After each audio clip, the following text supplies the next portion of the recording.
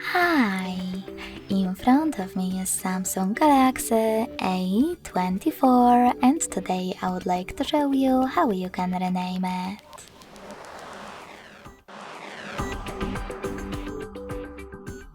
Begin by going into settings and scrolling all the way down to access About Phone section.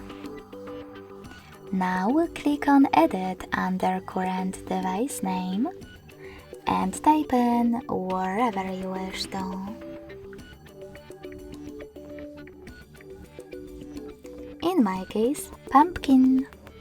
When you finished, just click on Done to save your changes or Cancel to discard them.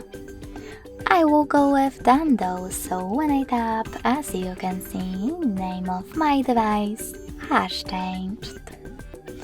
Thanks so much for watching. If you enjoyed this video, don't forget to leave a like, comment and subscribe. Bye!